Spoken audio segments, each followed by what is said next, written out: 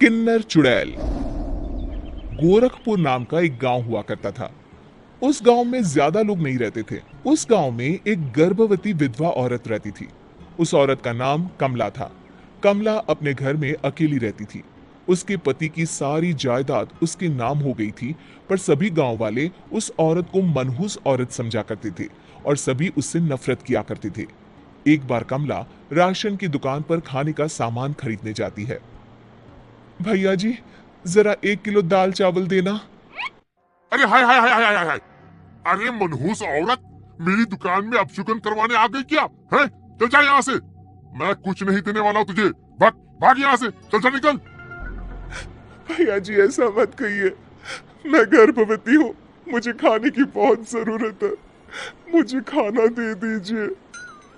दुकानदार कमला को वहां से धक्के मारकर भगा देता है। तभी कमला रोते रोते उस गांव के किन्नरों के इलाके में आ जाती है। गांव वाले किन्नरों को उसी इलाके में रखा करते थे, क्योंकि वो लोग किन्नरों को पसंद नहीं करते थे और उनके इलाके में रहने से मना करते थे। तो किन्नरों ने उसी गांव में अपना एक इलाका बना लिया था। जब किन्नर लोग देखते हैं कि एक गर्भवती महिला रोते रोते उनके इलाके में आ गई है, तो सारे किन्नर कमला के पास जाकर उसका हाल पूछने लगते हैं। क्या हुआ बहन, तुम्हारी गर्भवती अवस्था में इतनी बुरी हालत कैसे है? तुम रो क्यों रही हो? तुम डरो मत, हम तुम्हें कोई नुकसान नहीं पहुंचाएंगे। तुम शांत होकर सब बताओ कि हुआ क्या है। मैं कमला हूँ, मैं गांव के दूसरे इलाके से आई हूँ। 2 महीने पहले ही मेरे पति की मौत हुई है। मुझे गांव के लोग मनहूस मानते हैं, क्योंकि मैं विधवा हूँ और गर्भवती भी। वहां के लोग मुझे खाने के लिए कुछ बेचने के लिए भी तैयार नहीं, जिससे मेरा गुजारा नहीं हो रहा था। कोई बात नहीं कमला, हम तुम्हारा ख्याल रखेंगे। किन्नर लोग कमला को एक खाली घर में रहने के लिए जगह दे देते हैं और उसकी देखभाल भी करते हैं। कुछ ही महीने बाद कमला अपने बच्चे को जन्म देती है, पर अफसोस, कमला बच्चे को जन्म देते ही अपनी जान गंवा देती है। जब सब किन्नर बच्चे को देखते हैं तो बहुत खुश हो जाते हैं, क्योंकि वो बच्चा भी किन्नर ही था। कमला ने एक किन्नर बच्चे को जन्म दिया था। अब इस बच्चे की देखभाल कौन करेगा? हम तो इस बच्चे को गांव के दूसरे इलाके में भी नहीं भेज सकते। अरे तो क्या हुआ, इस बच्चे की माँ नहीं रही तो हम इसे पालेंगे। अब ये हमारे इलाके में रहेगा, हमारे साथ रहेगा। फिर वो किन्नर उस किन्नर बच्चे को गोद ले लेते हैं, उसका नामकरण कराते हैं। उस किन्नर बच्चे का नाम शक्ति रखा जाता है। देखते ही देखते शक्ति बड़ी होने लगती है। उसके रंग रूप बहुत सुंदर थे। वो बहुत सुंदर किन्नर दिखती है। एक दिन शक्ति एक किन्नर से पूछती है, माँ जी सुनिए ना, ये गांव के दूसरे इलाके में भी तो लोग रहते हैं, तो हम वहां क्यों नहीं जाते? हम उनसे अलग क्यों रहते हैं? शक्ति, क्योंकि वो लोग हमारे जैसे नहीं, वो लोग हमें पसंद नहीं करते, इसीलिए हम उनसे अलग रहते हैं। क्यों? वो हमें क्यों पसंद नहीं करते? मुझे एक बार उस इलाके में जाना है, मैं एक बार वहां जाकर घूम कर आऊं। शक्ति, खबरदार, जो तू उस इलाके में कभी भी गई तो अपनी जान नहीं गंवाना चाहती तो उस इलाके में कभी कदम भी नहीं रखेगी, समझी? इतना कहकर वो किन्नर वहां से चली जाती है। शक्ति उस किन्नर की बात सुनकर बहुत रोती है। माँ जी, ऐसा कैसे कह सकती है? उन्होंने इतनी सी बात के लिए मुझे इतना डांटा। अब तो मैं उस इलाके में जरूर जाऊंगी। फिर एक दिन शक्ति गांव के दूसरे इलाके में चुपके से जाती है। ये लोग तो हमारे जैसे ही इंसान हैं, तो ये हमसे नफरत क्यों करते हैं?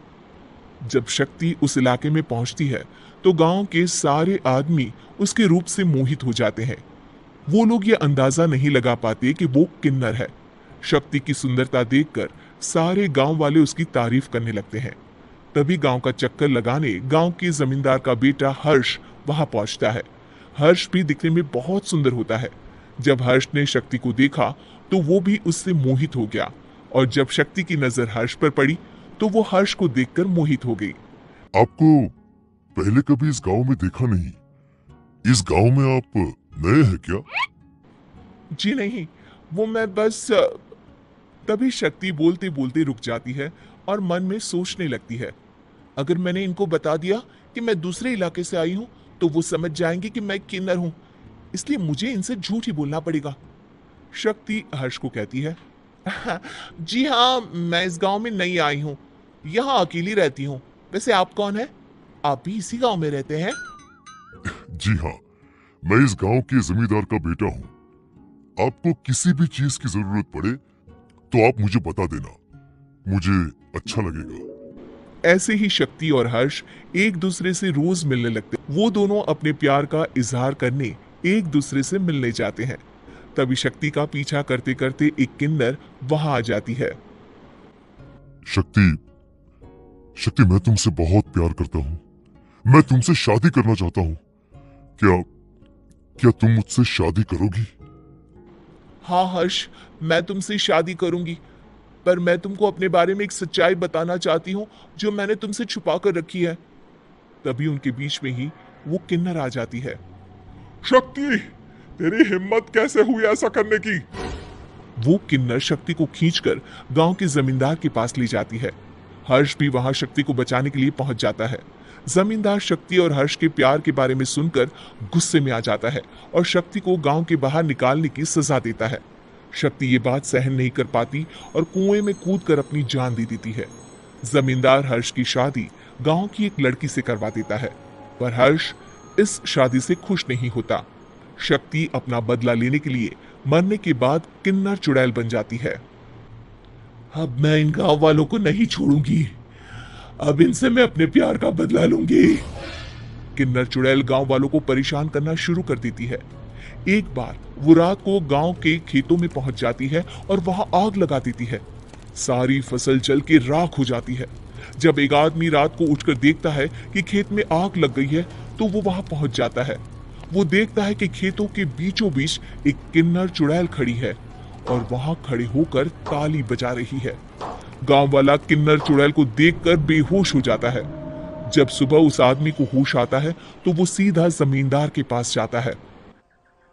अरे जमींदार साहब, अरे वो किन्नर चुड़ैल ने मेरी सारी फसल जला दी।